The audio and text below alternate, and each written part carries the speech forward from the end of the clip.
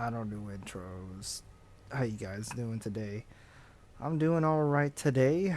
Today we're gonna break your little brain with this weapon right here, the Star Fist on an 80 arcane build at rune level 200. Let's get into the invasions.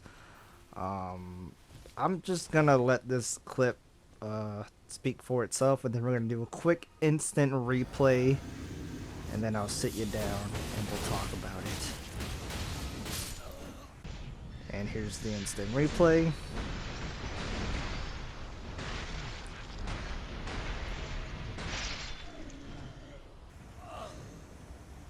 Yeah, so this is what we're discussing today. And don't worry, the shenanigans don't end there. Not only can I poise through Hand of Millennia, I will also poise through our precious Reduvia L2 spam as well. Alright, so let's talk about this. This is kind of the new quote-unquote meta sweeping the game right now. If you guys don't know, in the last patch, the fist weapons got buffed, and there was an event that transpired a couple of days ago. It was Twitch Rivals. Um, Very janky ass tournament. They had a PvE section, and then they had a PvP section.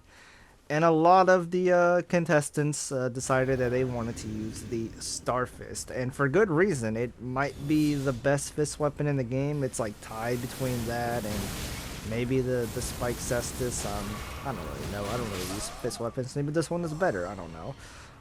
I know the heavy iron balls. No joke there. That's the name of the iron balls when you infuse them with heavy. They do insane amounts of posture damage, which is fine. But the reason why that the Cestus and the Starfist kind of stand out is because they have bleed on them, and you know the claws. There's some claw weapons that have bleed on them too, but they don't really have the same move set as the Cestus and the Starfist do. They seem to just do a little bit more damage. I think anyway. I don't really know. I haven't really tried the claw weapons. Maybe you guys can tell me. Which, by the way, if you guys want to see my build, my fashion, and everything I'm using, that will be at the end of the video. But I do hope you guys will stay tuned to the invasions. We got some fun ones coming up. Where I'm just showing this poison infused, real nice resolved Starfist build that I kind of slapped together. Now keep in mind, this build could be a million times better than what it actually is. I could have bleed infused it. I could have occult infused it. You know, this is an 80 arcane build. I could absolutely be shredding these people. I could probably bleed them like twice while they're like rolling away or something like that.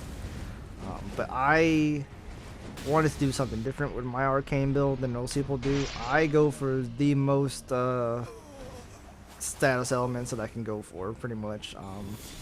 Ideally, this build will normally use either the Rotten Battle Axe or the Rotten Battle Hammers, and I like to bleed infuse them and put poison on the weapon. If you guys want to see this build proccing rot, poison, and bleed, you can check out my Rotten Battle Hammers video, which was a couple of weeks ago, I think.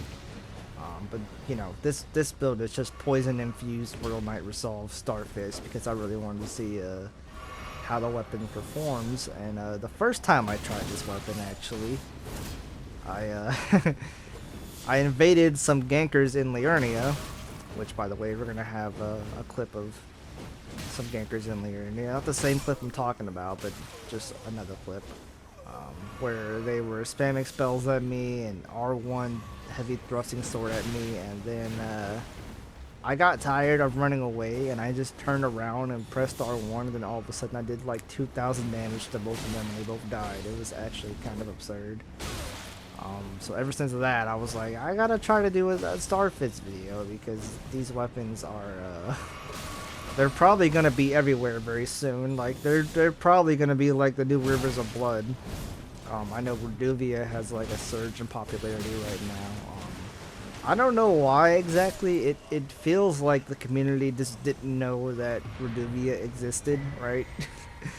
It's like they were so hung up on Rivers of Blood and Moonveil, they just kind of like forgot that they got a dagger at the beginning of the game, that it's kind of good and has a semi-decent weapon art on it. They're really gonna lose their minds when they discover that you can actually just put a blood blade on just about anything. Can't wait for the bandit curved sword blood blades to come out. That's you know, it might take a one more patch or two, but once they finally discover it, the game will be nothing but blood blade curved swords, and that'll be fun. Or katanas. People just kind of forget that other katanas exist besides like 3 of them. The Hand of Millennia, Rivers of Blood, and Moonveil. But it's fine, right? It's fine. I don't know, man. I legit like this build. I do think that the Star Fist and Fist weapons in general probably need a nerf. They're really good at roll catching. By the way, here's the clip that I was talking about where I'm just kind of doing this nowadays, man. I'm sick of Liurnia gankers. I'm sick of invading the Lake of Liurnia and just seeing 3 people sitting on a rock doing nothing, waiting for one invader to come into the world. If you guys don't know, Taunter's Tongue is a thing, and what gankers will do is that they will use the Taunter's Tongue, wait for one invader only, and then they'll turn off the Taunter's Tongue. That way they can't get 2 invaders, and they can just gank the one guy, and then, you know, turn it back on again. Wait for another invader, and gank the one guy, and turn it back off again. It's just what they do, man. It's just what they do. So these guys, the story of them is that I saw them all sitting right here by this shack. There was actually 3 of them, not 2. I saw 3 of them and I went, you guys are fucking no-life losers. And I just like said, nope, I'm not getting ganked today. I'm just gonna go sit in a bush in Mimic Vale until my fucking I get bored, right? Or until you guys get bored. This is a battle of pettiness and resolve. So I sat in a bush Mimic Veiled like that for about 45 minutes. And then eventually they went, oh man, I'm so bored. And then one of their friends left. And they still couldn't find me. So now there's only 2 of them, but they still couldn't find me. And then they said, fuck it, let's turn the Taunter's Tongue back on and we'll get another invader and just gang him, right? So that happened. They finally were not being cowards and turned the Taunter's Tongue back on. Got a second invader, and when I saw the second invader finally come in after almost an hour of waiting, I decided, alright, I'm just gonna go fucking kill the host now, and that's exactly what I did. These guys are also Taunter's Tonguing. As I was climbing up the ladder, I was being shot by another invader. And I was like, why the fuck is it another invader shooting me? These guys are just, they're kind of just camping on a ledge and Taunter's Tonguing. Like, this is what they're doing. But thankfully, me 2v1ing these spell spammers gave the perfect opportunity for the hero of the story to come back into the story.